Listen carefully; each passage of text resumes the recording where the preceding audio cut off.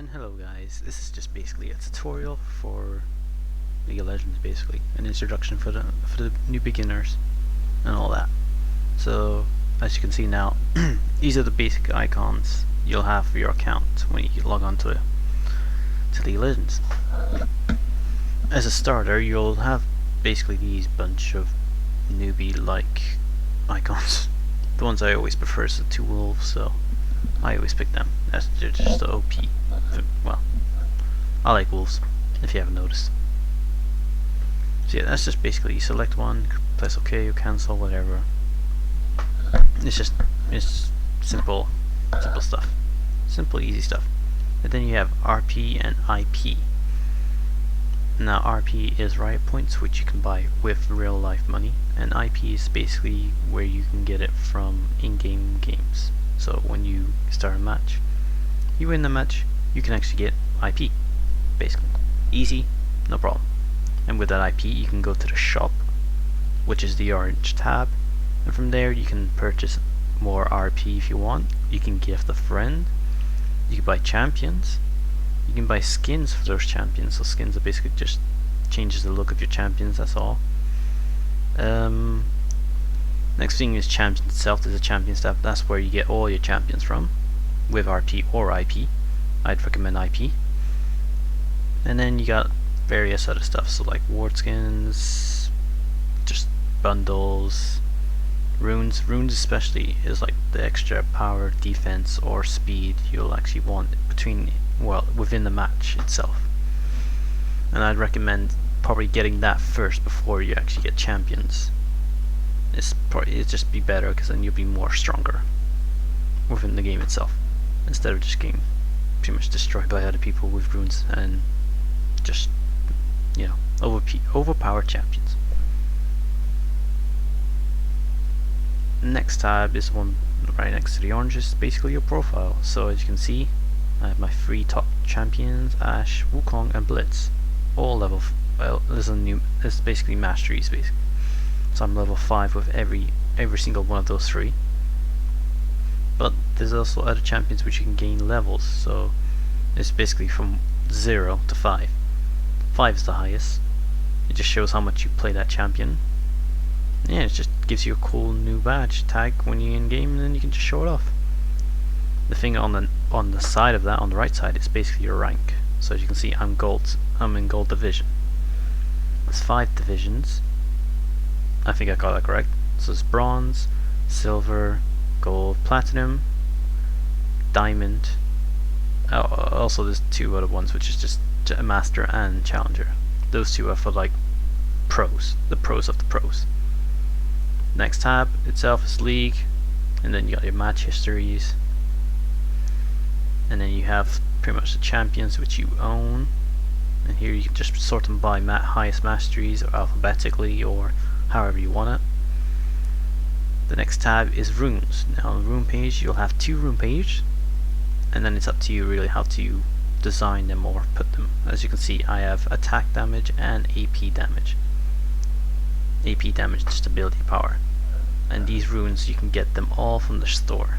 They're not cheap, so like I said, it's better to get runes first before you get your champions, because then you have a much easier way. Next is the masteries. Most people, well, back in season 5, we're in season 6 now, we're going to go into season 6, you had no problems. Masteries was so versatile, you had to like select all sorts of kinds of masteries.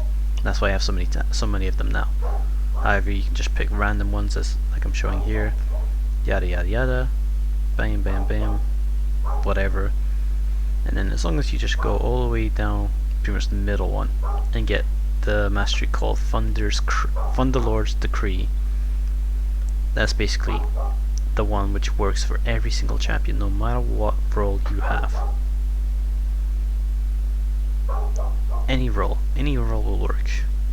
Either you're a top laner, middle laner, bot laner, or or jungler. Basically anything, literally anything. It's the most overpowered mastery Riot has given to players now. and the next tab after that is just your spells. These are all the spells you'll be using within the game itself. So yeah, just like, you know, you got your flash, exhaust, ignite, TP, smite, heal, ghost, barrier, and just so on. Most people are always using flash and ignite. That's the most common one. Also, this is a jungler. You'll always be using flash and then smite. Top laners, TP and flash. Bottom laner supports basically heal for the AD carries and exhaust for the support. It's just a basic layout really. Nothing much to it. Just keep in mind what would be best for the character, because sometimes some people take Ghost and TP together depending on the character itself. Now the next one is just basically your item sets. You can set up preset items, so then it's easier to buy within the game itself. So you don't have to be looking for the items that you want to find. They're already there showing. So just maybe we can make it a whole lot easier or not. And if you have a ranked team, it'll be shown on the right tab beside your name. Simple. And that's basically it. That's pretty much the client.